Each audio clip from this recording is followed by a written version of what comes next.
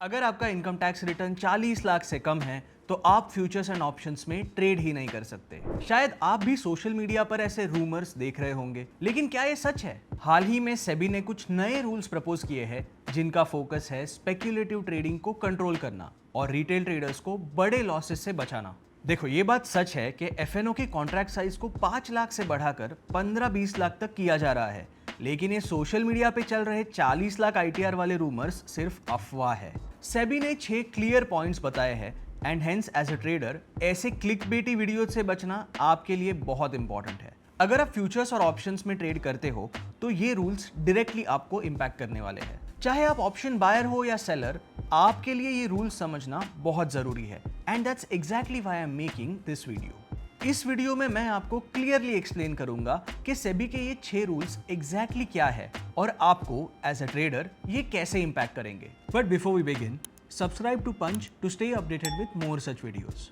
तो चलो शुरू करते हैं सीधा सर्कुलर देख के। अब पहला रूल ये कहता है कि ऑप्शन बायर्स को अब अपफ्रंट प्रीमियम देना पड़ेगा। लैंग्वेज से कंफ्यूज मत होना, क्योंकि फिलहाल अगर आप ऑप्शंस बाय करते हो तो मोस्ट प्रोबेबली आप पूरा प्रीमियम भर ही रहे हो। एक एग्जांपल लेते हैं। मान लो आप निफ्टी में 25,300 का कॉल बाय करते हो 1 लॉट। अब इस ऑप्शन को बाय करने के लिए जो मार्जिन रिक्वायर्ड है वो तो आप ट्रेड एंट्री से पहले भरते ही हो, which means that the premium is already being collected upfront from you. पर फिर ये रूल क्यों? तो देखो, कुछ ब्रोकर्स शेयर्स प्लेज करने की फैसिलिटी देते हैं। मतलब आपके अगर कुछ शेयर्स डीमैट अकाउंट में पड़े हैं तो उन्हें प्लेज करके आपको मार्जिन बेनिफिट मिल सकता है व्हेन यू ट्रेड ऑप्शंस। यानी कोलैटरल के अगेंस्ट आप ऑप्शंस ट्रेड कर सकते हो और ऐसे केस में आपको आपके ऑप्शंस ट्रेड के लिए पूरा मार्जिन पे नहीं करना पड़ता। बट ये अब चेंज होगा, which means that even if you have shares in your demat account, आपको कोई प्लेज से मार्जिन बेनिफिट नहीं मिलेगा। इनफैक्ट आपको ऑप्शन बाय करने के लिए जितना भी मार्जिन लगता है वो पूरा अपफ्रंट आपके फंड्स से देना होगा। देखो, इन माय ओपिनियन ये रूल काफी सही और इंपॉर्टेंट है, क्योंकि शेयर्स अपने आप में एक इन्वेस्टमेंट है। आप उन्हें प्लेज करके अगर ऑप्शन ट्रेड करते हो तो कम मार्जिन में ज्यादा रिटर्न मिलेगा, ये बात ठीक है, बट रिस्क का क्या? अगर ऑप्शन ट्रेड में बड़ा लॉस हुआ तो पैसा तो गया, ऊपर से डायरेक्ट कैश लॉस नहीं हुआ बल्कि आपके शेयर्स ही बिक जाएंगे। And as we all know, investment in shares is long term in most cases. तो बस किसी ऑप्शन ट्रेड में लॉस के चलते अगर आपके शेयर्स बिक जाए तो it is definitely not a good thing, right? अब दूसरा रूल है कैलेंडर स्प्रेड्स के अराउंड। और भाई साहब, इसके अराउंड भी काफी हाफ बेक वीडियोस सर्कुलेट हो रहे हैं। कुछ लोग ये तक बोल रहे हैं कि रिटेल ट्रेडर्स अब कैलेंडर स्प्रेड्स एंटर ही नहीं कर पाएंगे। ऐसा कुछ भी नहीं है। चलो इस रूल को भी समझते हैं, बट बिफोर दैट क्विकली हम कैलेंडर स्प्रेड्स ट्रेडिंग स्ट्रैटेजी को समझ लेते हैं। कैलेंडर स्प्रेड एक ऐसी स्ट्रैटेजी होती है जिसमें आप एक एक्सपायरी डेट का कोई ऑप्शन सेल करते हो और अगले एक्सपायरी डेट का वही ऑप्शन बाय करते हो। इससे होता यह है कि आप अपने रिस्क को हेज कर सकते हो और दोनों ऑप्शंस में से जो एक ऑप्शन आप सेल करते हो उसमें टाइम डीके का फायदा भी होता है। देखो, आमतौर पर जब आप कोई ऑप्शन सेल करते हो तो आपको 70-80 हजार का प्रीमियम भरना पड़ता है फॉर 1 लॉट। बट जब आप कैलेंडर स्प्रेड एंटर करते हो तो आपको ऑप्शन सेल करते वक्त काफी कम मार्जिन लगता है, क्योंकि आपने दूसरे एक्सपायरी का वही ऑप्शन बाय किया होता है, which creates a hedge and reduces your risk. अब इसे भी कई ट्रेडर्स हेज से ज्यादा स्पेक्यूलेशन करने यूज करते थे। मतलब अगर आज एक्सपायरी डे है तो ट्रेडर्स क्या करते थे? अगले एक्सपायरी का ऑप्शन खरीद के करंट एक्सपायरी का ऑप्शन बेच देते थे, क्योंकि लास्ट डे पे थीटा डीके फास्ट होता है और कम मार्जिन में आप ऑप्शन सेल करके इस डीके का फायदा भी उठा सकते हो। अब सेबी ने इस रूल में कहा है कि ऐसे कैलेंडर स्प्रेड्स में एक्सपायरी के दिन कोई मार्जिन बेनिफिट नहीं मिलेगा। तो आप कैलेंडर स्प्रेड बिल्कुल ले सकते हो, लेकिन एक्सपायरी डे पे जो सेल लेग है उसमें आपको फुल मार्जिन भरना पड़ेगा विदाउट एनी मार्जिन बेनिफिट। अब इसका मेजर इंपैक्ट ऑप्शन सेलर्स पर पड़ेगा। पहले सेलर्स एक्सपायरी के दिन लो मार्जिन पे ट्रेड कर पा रहे थे, लेकिन अब उन्हें फुल मार्जिन देना पड़ेगा एंड हेंस ये स्ट्रैटेजी अब एक्सपेंसिव हो गई है। और छोटे ट्रेडर्स जो कैलेंडर स्प्रेड्स का फायदा उठा रहे थे उनके लिए शायद अब वो उतना फीजिबल नहीं होगा। Rule 3, intraday monitoring of position limits. अब ये जो थर्ड रूल है इसे एक्सप्लेन करने में मैं ज्यादा टाइम स्पेंड नहीं करूंगा, क्योंकि ये ब्रोकर्स को ज्यादा इंपैक्ट करता है and compare to this rule जो अगले 2 रूल्स है वो आपको समझने बहुत जरूरी है। So I will spend more time there. और हाँ, आप वीडियो को एंड तक जरूर देखना टू अंडरस्टैंड दो सुपर इंपॉर्टेंट रूल्स। तो सेबी ने ब्रोकर्स के लिए ये नया रूल इंट्रोड्यूस किया है, intraday monitoring of position limits.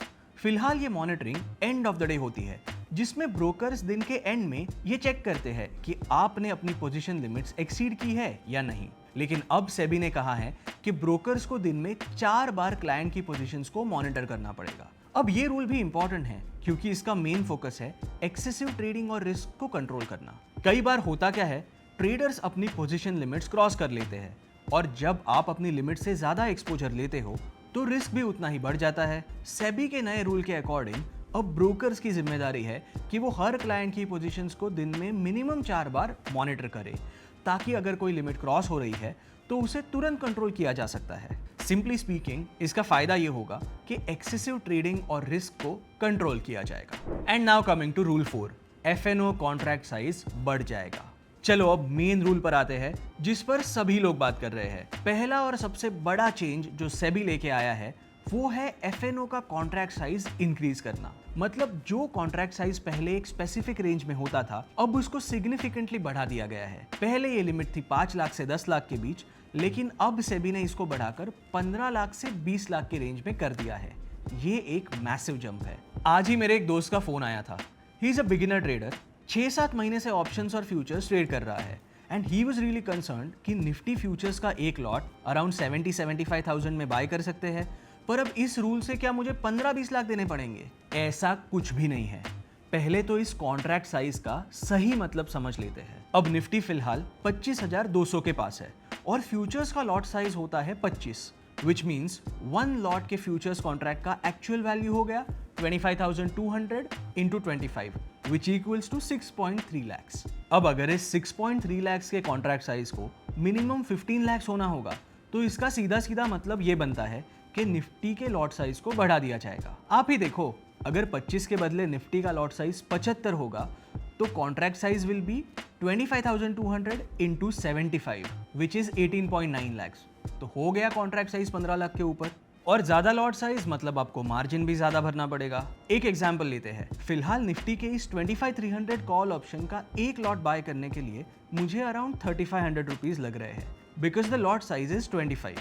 But अगर लॉट साइज बढ़कर 75 हो जाएगा तो मेरा जो टोटल मार्जिन रिक्वायरमेंट है that will also move up 3 times the current margin requirement, around 10,300, which means मुझे अराउंड 10,300 लगेंगे। Same way bank Nifty, mid cap Nifty, fin Nifty, Sensex और बैंकेक्स के लॉट साइजेस को भी बढ़ा दिया जाएगा to meet the 15 to 20 lakh contract size rule. But जो सेलर्स है उन्हें तो हर लॉट के लिए ऑलमोस्ट 70-80,000 का मार्जिन लगता है।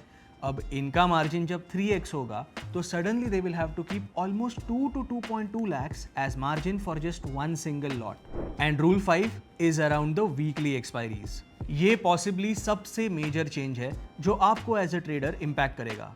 देखो 2021 में फिन निफ्टी पर एफएनओ ट्रेडिंग स्टार्ट हुआ, जिसके पहले अगर हम इंडेक्स एफएनओ की बात करें तो सिर्फ निफ्टी और बैंक निफ्टी के फ्यूचर्स ऑप्शंस ट्रेड होते थे और एक्सपायरी डे सिर्फ एक ही था, थर्सडे।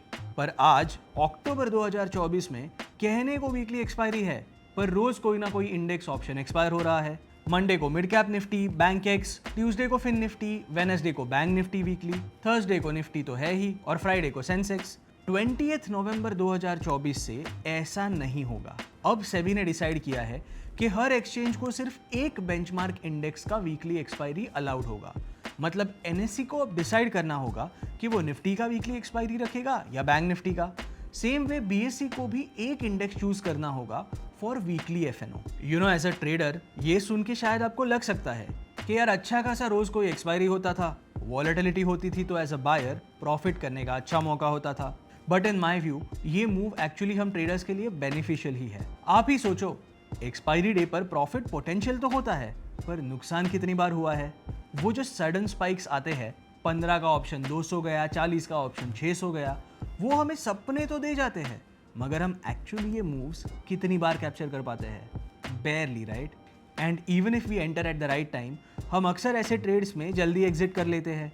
इनफैक्ट ऐसे सडन स्पाइक्स से नुकसान ज़्यादा होता है। मार्केट ऑर्डर डालो, स्लिपेज हो जाता है, प्रॉफिट देख के एग्जिट करने जाओ तो सडनली लॉस हो जाता है।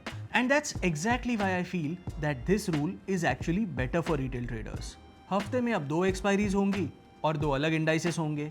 एंड इससे और एक चीज़ ये होगी कि मार्केट में जो लिक्विडिटी इश्यूज आ रहे थे वो भी थोड़े कम हो जाएंगे। जब हर दिन किसी ना किसी इंडेक्स की एक्सपायरी होती है तो लिक्विडिटी अलग अलग इंडाइसेस में स्प्रेड हो जाती है। अब जब सिर्फ 2 ही इंडाइसेस की वीकली एक्सपायरी होगी, जैसे शायद निफ्टी और सेंसेक्स, तो लिक्विडिटी एक जगह पे कॉन्सेंट्रेटेड रहेगी और इसकी वजह से भी सडन फ्लक्चुएशंस कम हो जाएंगे। So this is actually a positive step for retail traders. Now coming to the last rule number 6, tail risk coverage को बढ़ा दिया जाएगा। तो पहले तो टेल रिस्क का मतलब समझ लेते हैं। आसान भाषा में tail risk is the probability of a loss जो अनएक्सपेक्टेड और एक्सट्रीम इवेंट्स की वजह से होता है। अब एक्सपायरी डे पे हमने देखा है कि कई बार ऑप्शन प्राइसेस में सडन स्पाइक्स आते हैं, तो सेबी का ये रूल फोकस करता है ऑन मेकिंग श्योर कि ब्रोकर्स और traders are prepared for these rare shocks. अब इस रूल का इम्पैक्ट किन्हें होगा? सेलर्स को। और इम्पैक्ट होगा क्या? एक्सपायरी के दिन सेलर्स को अब 2% एक्स्ट्रा मार्जिन देना होगा। मतलब मान लो अगर किसी सेलर को आज 1 लॉट शॉर्ट करने के लिए 1 लाख का मार्जिन लगता था, तो 20 नवंबर 2024 से उसे 1,02,000 का मार्जिन रखना होगा। ये एक्स्ट्रा मार्जिन ट्रेडर्स के लॉसेस को कुशन देने के लिए है, ताकि अगर मार्केट में कोई अनएक्सपेक्टेड मूव होता है तो आपका पोर्टफोलियो कोलैप्स ना करे। ये स्पेशली उन ट्रेडर्स के लिए हेल्पफुल होगा जो एक्सपायरी के दिन हाई रिस्क पोजीशंस को होल्ड करते हैं। तो दोस्तों, ये थे सेबी के 6 नए रूल्स जो आपको एज एफएनओ ट्रेडर्स इंपैक्ट कर सकते हैं। हर एक रूल किस डेट से एप्लीकेबल होगा ये हमने वीडियो में बताया ही है, but all in all these are the dates when each of the rules will be applicable. आप स्क्रीनशॉट भी लेके रख सकते हो for future reference. I hope ये वीडियो आपके लिए हेल्पफुल था एंड अब आपको कोई कंफ्यूजन नहीं होगा।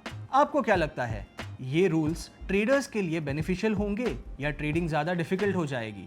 Let me know your thoughts in the comment section. अगर आपको ये वीडियो हेल्पफुल लगा हो तो वीडियो को लाइक कर दीजिए और अपने ट्रेडर दोस्तों के साथ शेयर जरूर करना, ताकि उन्हें भी ये सिंपल एक्सप्लेनेशन से हेल्प मिले। And don't forget to subscribe to Punch for more such videos. Investment in security market are subject to market risks. Read all the related documents carefully before investing.